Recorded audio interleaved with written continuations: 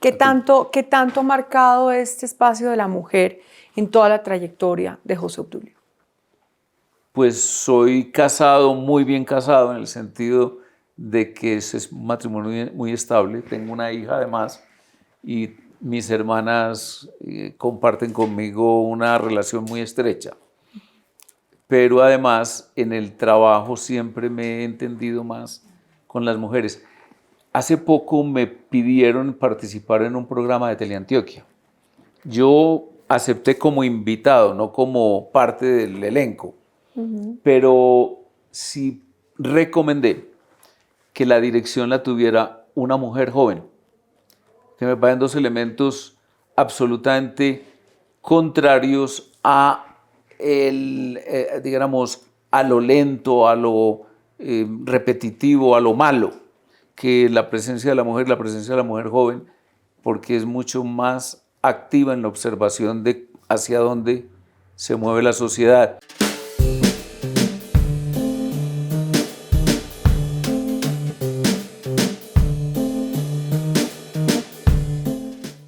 Bueno, bienvenidos a un nuevo capítulo de ¿Quién es quién? En quienique.com. Hoy tenemos un invitado muy especial a quien muchos colombianos conocen y me encantaría que también los jóvenes conocieran esta historia. Así que los invito a que disfruten esta entrevista y a darle la bienvenida al doctor José Obdulio Gaviria, quien nos recibe además en la Casa Antioquia, una casa lindísima, una casa con una biblioteca que nos acoge. Pero bueno, aquí la Yo creo que historia. es una de las mejores colecciones de autores antioqueños. Autores, y ahora hay que decirlo, y muy apropiadamente, autoras. Antioquia fue una de las primeras canteras de muy buenas autoras, de escritoras. Y es que en Antioquia las mujeres han marcado una parada importante, La pintoras, la artistas. asocian mucho con el matriarcado. Ajá. Y la mujer en Antioquia tiene un peso específico muy fuerte. No solamente ahora, por lo negativo como es, por ejemplo, las familias con solo la mujer a la cabeza y con digamos, la responsabilidad. Pero cuando están las familias muy grandes, de unas proles enormes, hasta 23, 24 hijos, el centro, la La mujer. mamá. El suroeste antioqueño, que es un núcleo de la cultura paisa muy fuerte, tiene un bello monumento en un pueblo que es muy bello, se llama Jardín. Tiene un monumento a la madre. Yo creo que es el único que hay Es lindísimo. en Colombia, una estatua a la madre. No, realmente Antioquia es de esas familias numerosas como la tuya. ¿Cuántos fueron? Nosotros fuimos 12 y ya pues el producto, primero un accidente, pero luego también el producto ya del proceso natural, ya comenzamos a desgranarnos. Pero en general, una familia antioqueña clase media hoy, todavía usted puede encontrar 4 o 5 hijos, cosa que es prácticamente imposible observar o en Europa o en otros departamentos o en la misma Bogotá. Cuando hablamos de una familia numerosa, ¿su mamá representó ese matriarcado en la casa de ustedes? Muy fuerte, una personalidad muy fuerte y con una vida social muy activa, porque las hermanas salesianas en Antioquia tuvieron una presencia enorme. No tuvieron, tienen aún. Uno todavía ve muchas hermanas salesianas, pongo una sola. La madre Sara fundó y dirigió por mucho tiempo la mejor institución educativa de Colombia, la Normal de Señoritas, se llama así, la Normal de Señoritas se llamaba, de Copacabana. Hoy es un colegio mixto. Y entonces mi madre era muy activa en la asociación de las exalumnas, llegó a la presidencia incluso, y alrededor de ella giraba casi todo lo que era la vida social de la familia. Ella fue el eje. ¿Y su padre? Igual, pero no tenía ese protagonismo en la actividad social como la tenía mi madre. Por eso, volviendo al tema, sí, por ejemplo, la gente no sabe que en Antioquia se produjo una gran novela escrita por una mujer por primera vez, uno de los troncos de la familia Gómez Martínez. Y yo estuve buscando esa novela y parece que está perdida. Entonces digo, en Antioquia hay que establecer como una cátedra, la cátedra de la recuperación histórica de la presencia de la mujer y observar hasta qué punto muchos de los buenos valores antioqueños son producto de esa cultura. ¿Qué tanto ha marcado este espacio de la mujer en toda la trayectoria de José Obdulio? Pues soy casado, muy bien casado, en el sentido de que es un matrimonio muy estable. Tengo una hija además y mis hermanas comparten conmigo una relación muy estrecha. Pero además en el trabajo siempre me he entendido más con las mujeres. Hace poco me pidieron participar en un programa de Teleantioquia. Yo acepté como invitado, no como parte del elenco, pero sí recomendé que la dirección la tuviera una mujer joven, que me parecen dos elementos absolutamente contrarios a digamos, a lo lento, a lo repetitivo, a lo malo, que la presencia de la mujer joven, porque es mucho más activa en la observación de hacia dónde se mueve la sociedad. Y ha resultado bastante cierto. Los temas, llevamos grabados unos 20 programas, yo nunca me los hubiera imaginado, y los invitados menos. ¿Y qué tipo de invitados tienen? Grandes emprendedores, personas que están dedicados a ambientes científicos, pero con combinación empresarial, algunos temas políticos vistos desde una perspectiva muy distinta a la mía. Muy sorprendente, me tiene sorprendido muy favorablemente. Bueno, lo hago además con una compañera que yo le creo tener el triple de la edad, muy activa, muy despierta, muy aguda en sus observaciones. Ella también participa mucho en los guiones y en la invitación a quienes ellas consideran que merece la pena que los conozcan los antioqueños. Recordemos que Teleantioquia es, ante todo eso, un canal público de incidencia regional, aunque ya, y esta es una experiencia que lo demuestra, ya lo regional no existe, ya todo es universal. Me parece muy interesante que una persona con la estructura y la cabeza suya, digamos que haya pasado por ahí y tenga ya digamos, eso masticado. Y además pasado a fondo ya, porque yo después me volví profesor marxista, yo fui profesor de historia, sí, de las ideas políticas en una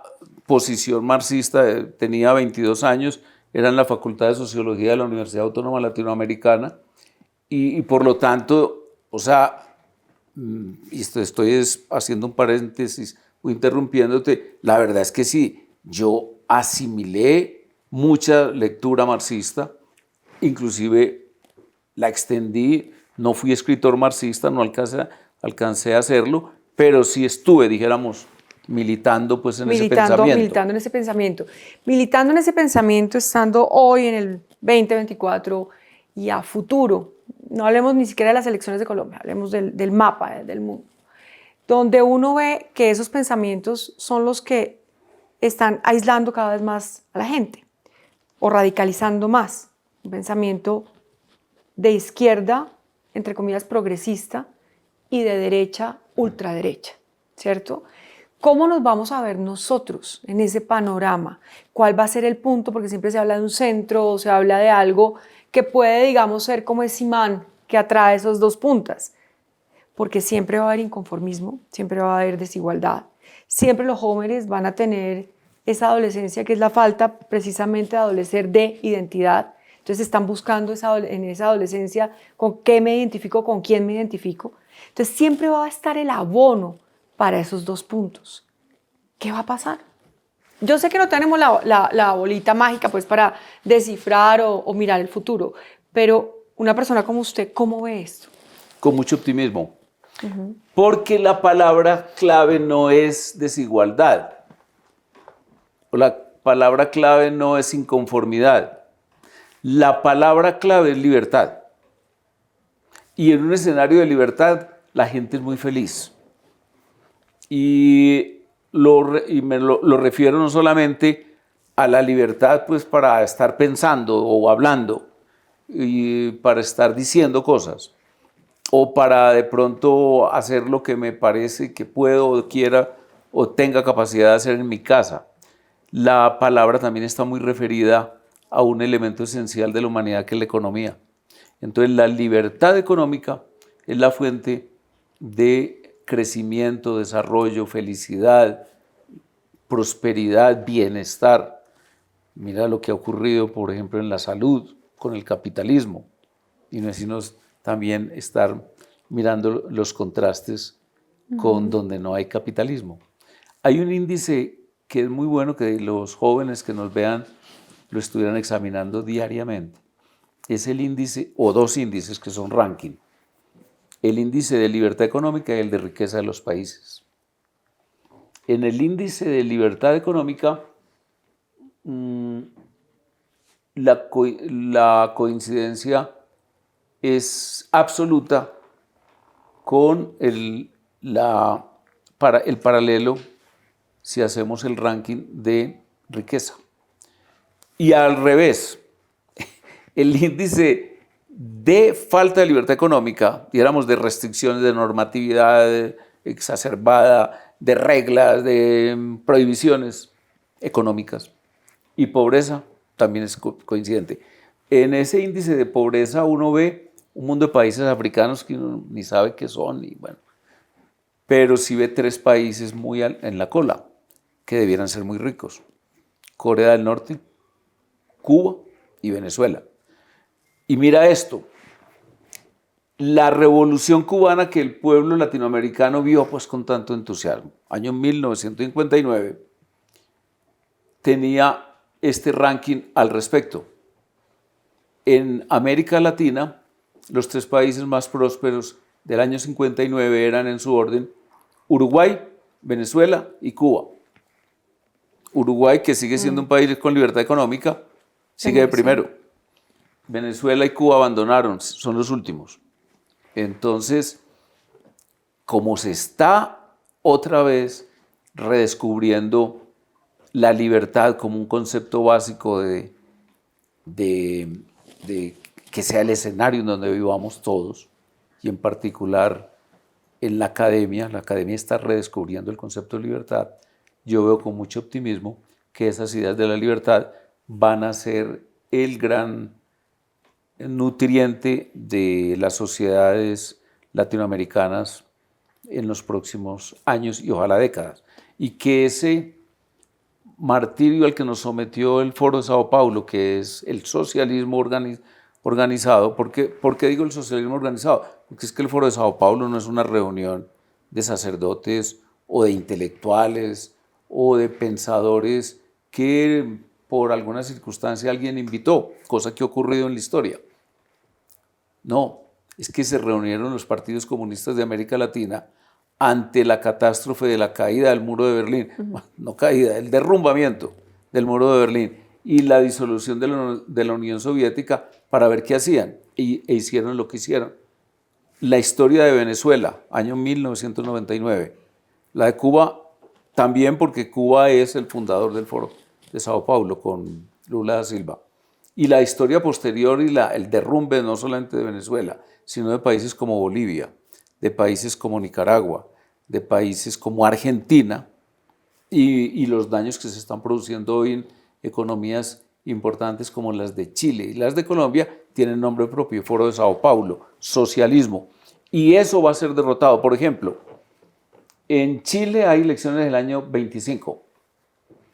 Ellos tienen unos partidos comunistas fortísimos, poderosísimos. Van a ser derrotados, pero te cuento que 3-1. Y te lo digo con base en hechos. Fueron derrotados ya 2 veces en su intento de imponer una constitución tipo Venezuela o tipo Cuba en este gobierno, en el gobierno de Boric. Que no sirven los diálogos en Barbados. Sí sirven, sigamos participando en ellos. Que es una burla que se convoquen unas elecciones presidenciales sin que puedan participar todos los candidatos. Es una burla, digan todo lo que quieran decir de eso, pero vamos a esas elecciones. Que es una inutilidad una consulta si la gana una persona que no está autorizada para participar. Vamos a la consulta, la gano y seguiré desarrollando mi estrategia. Y luego, entonces no se puede incluir a María Corina como candidata en el tarjetón. Y engañó a Maduro y engañó a Diosdado, a esos genios del mal. Primero les tiró, dijéramos, distractores como otra Corina. Entonces, yo creo que es el único país del mundo que ha tenido 2 Corinas candidatas presidenciales. Y un candidato de un gobernador que había sido inclusive chavista o cercano al chavismo, pero que ahora se postulaba como candidato de oposición, se inscribe. Es decir, el Maduro y Diosdado y toda esa patulea de criminales que gobiernan hoy o mal gobiernan a Venezuela, trataron de engañar a la población, a la comunidad internacional, inclusive a todo el mundo lo mantenían triste, sorprendido y desesperado. Y mientras tanto ella con toda la tranquilidad, como una especie de Virgen María, o yo no sabría decir a quién referirme cuando hablo de María Corina, o a una iluminada, ella fue conduciendo la campaña. Y mientras tanto, oiga lo que pasó. El sistema es un sistema absolutamente fraudulento, porque son máquinas electrónicas, pero los resultados iban a un centro de cómputo de Maduro y de ese señor que llaman, es que Amoroso, ¿cómo le parece el apellido? Pero María Corina organizó a 630.000 venezolanos con capacidad técnica. Cuando digo capacidad técnica, gente de la clase media o de trabajadores con un buen teléfono y con capacidad inmediata de enviar información. Es una especie de testigos electorales. Tiene a todo el mundo totalmente convencido de la realidad, porque esa misma información la captó el centro Carter, que es el centro de convalidación más serio del mundo en temas electorales.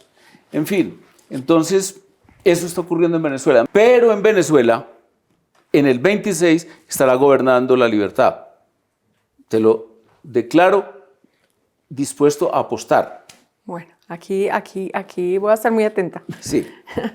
Y entonces, allí comenzará un proceso que, curiosamente, recoge algunas de las ideas abandonadas por los marxistas en Simón Bolívar. Y era, bueno, si no somos capaces de ser un solo país, como lo dice él en los textos que escribió en el año 1829 y 30, tengamos por lo menos elementos de unión. Imagínate que cuando Uribe se posesionó, el comercio entre Venezuela y Colombia estaba como en $700 millones, una ridiculez. Él, a base de esfuerzo y de inteligencia y de buen manejo de relaciones con Chávez, que era una persona tan difícil, y ese gabinete del que eso era realmente un caos, en el año 2007 estaba en $7.000 millones.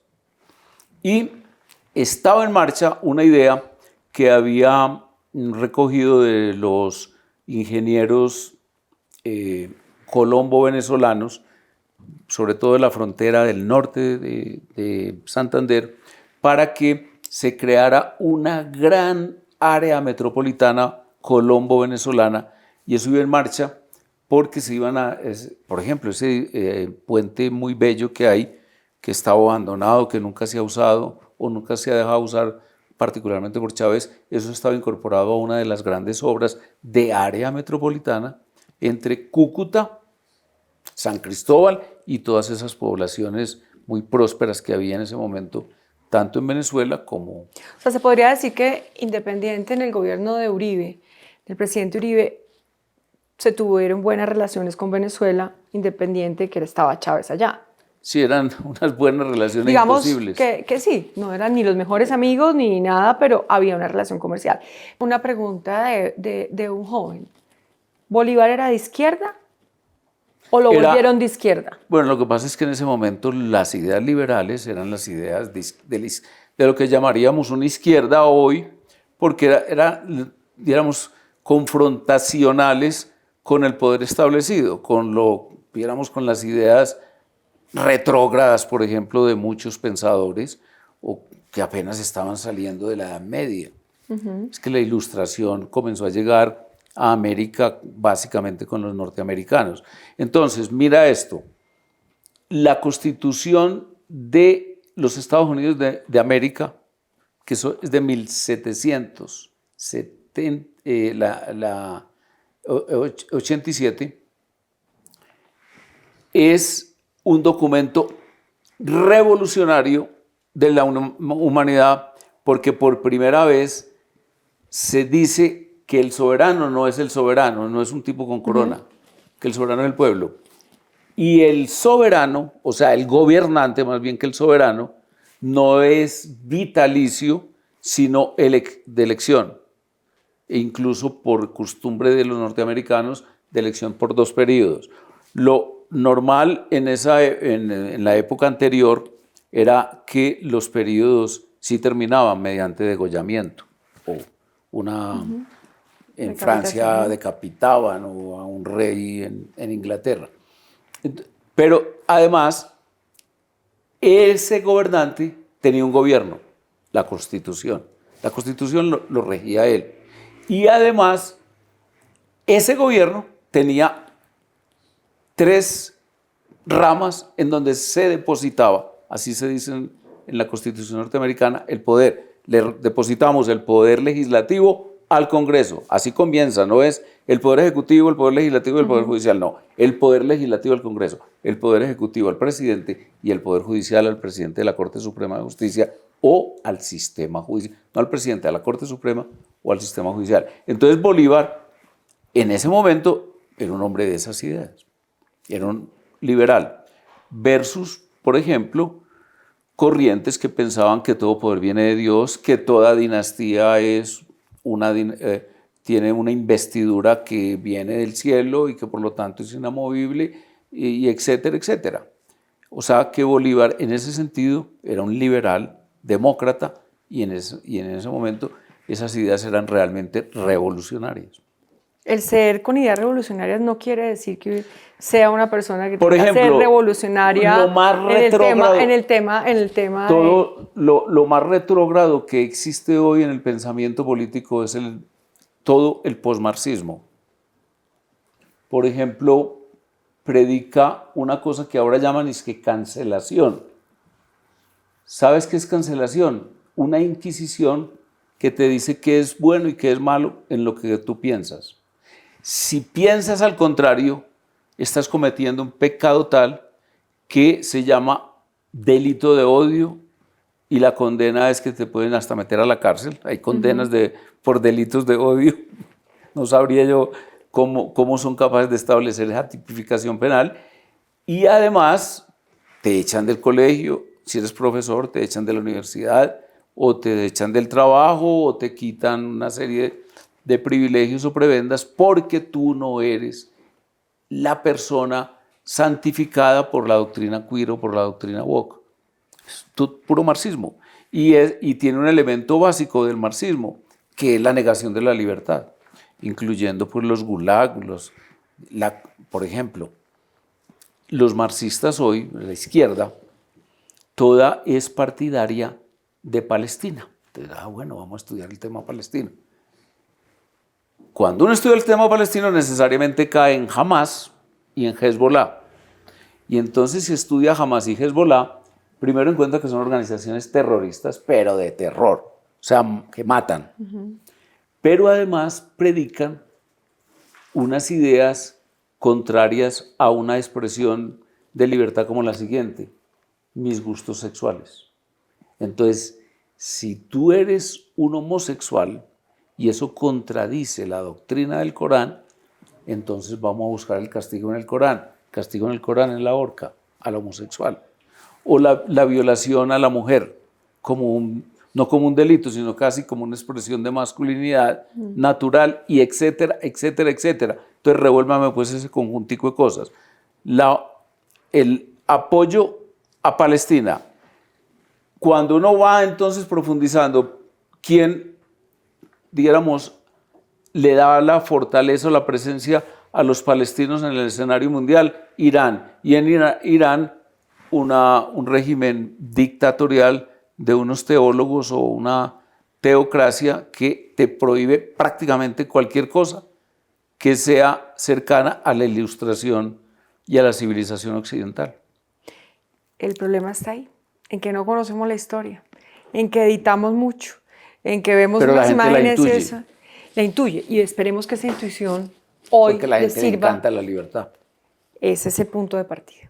Y la en creatividad, la inteligencia y el al progreso. al final somos seres humanos, claro. y tenemos ese tipo de pensamientos, la libertad del pensamiento. Y mira esto, un elemento que es muy bueno que los jóvenes tengan muy presente, que no le tengan miedo al lucro, al enriquecimiento, y que el enriquecimiento que genera dizque unas desigualdades, realmente en el capitalismo no hay tal, pues no es un problema, porque la diferencia entre la vida tuya y la de Elon Musk, pues es de grado, pero uno tiene los mismos derechos, tiene buena casa, tiene transporte muy bueno, tiene internet, que entre otras cosas lo surten ellos, etc.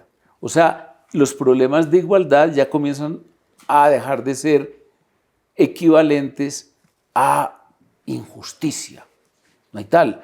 El crecimiento del capitalismo, por ejemplo, hizo, y fue una de las negaciones de las leyes del empobrecimiento propios del capitalismo dictadas por Marx, según pues la teoría, te las discutió Norteamérica con un fenómeno como la Ford, que la Ford se propuso que todo el mundo tuviera carro. Sí, pero por ejemplo hoy nos encontramos teniendo ese tipo de ejemplos en la cultura joven, digámoslo así, en el poder hacer la plata rápido, sin tanto esfuerzo. Estamos hablando de emprendedores, de gente que ha construido un capitalismo de que de alguna forma han trabajado, han luchado y que se lo han ganado. Y o sea, sabes una cosa, no tiene nada de malo. El problema es esa cultura. En la cultura woke está muy... Que es la cultura traqueta un poco, digamos, como ese ejemplo rápido de hacer dinero rápido. Está establecido como un defecto de la personalidad, la idea de trabajar, trabajar y trabajar, y el esfuerzo. E incluso predican como muy bondadosa la existencia generalizada de los subsidios y la repartición de cajas de alimentos, todas esas locuras. O que usted se jubile sin haber contribuido a la jubilación.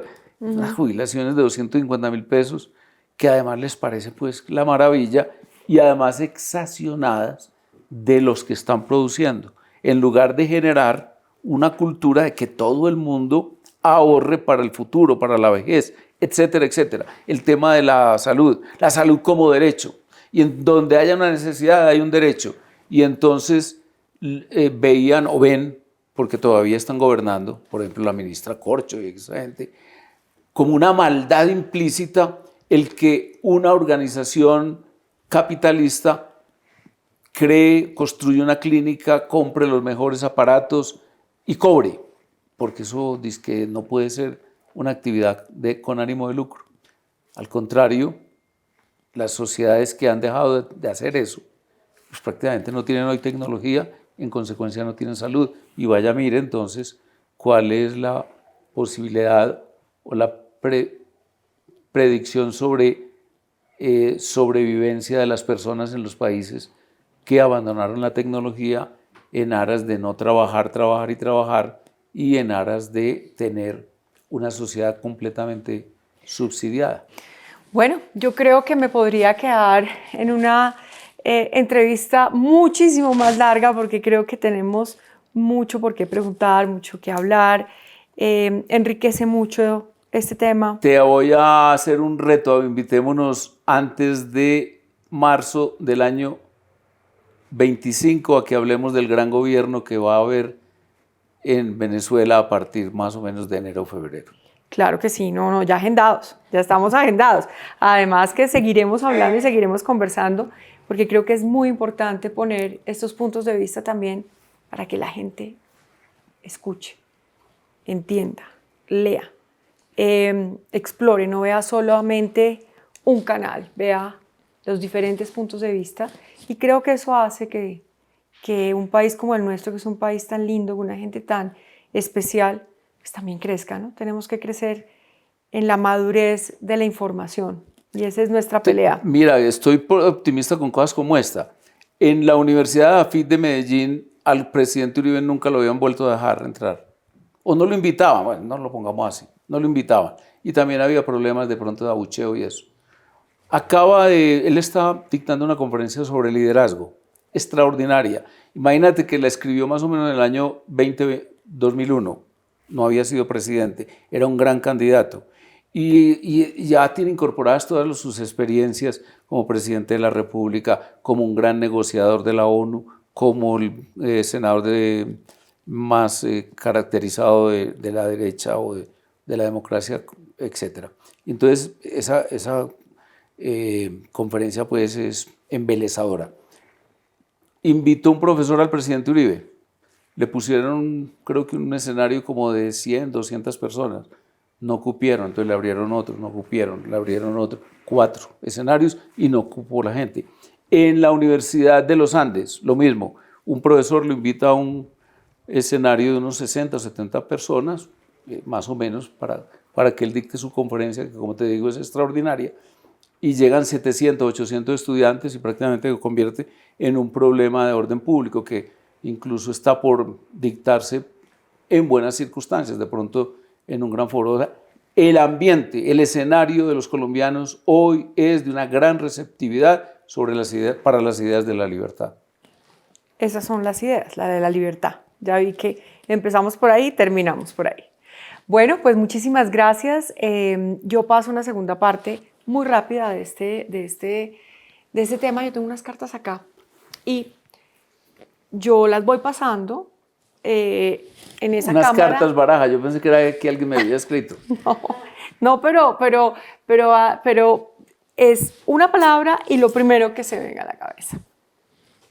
No hay orden ni nada. Y a esa cámara. La consigna. Yo voy a ponerlas así para que no se vea como si fuera algo. Hay mucho por qué llorar, entonces por lo tanto no lloremos.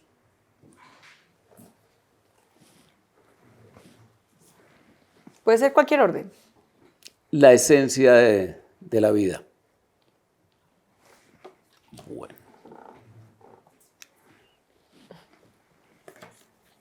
Espiritualidad. El cerebro es el escenario principal del espíritu. Hay que cultivarlo, estudiando muchísimo.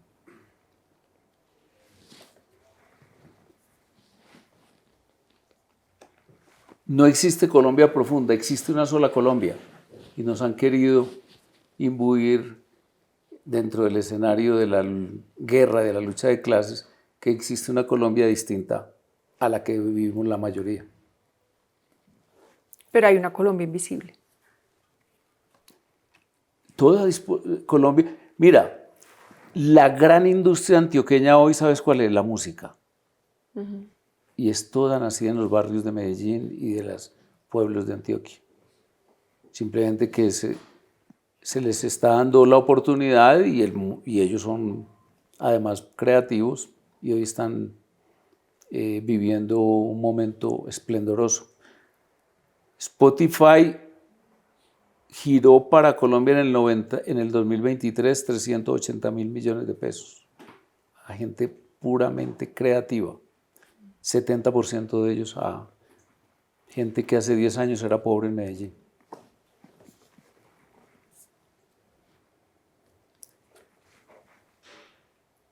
Juan Manuel Santos.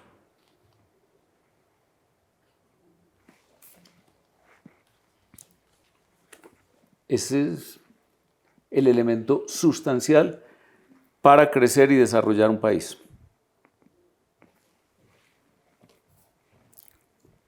Bueno, pues muchísimas gracias.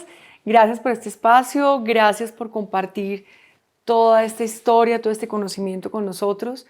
Los esperamos entonces que nos sigan en nuestras redes de quienique.com muy pronto podrán disfrutar esta entrevista. Muchas gracias.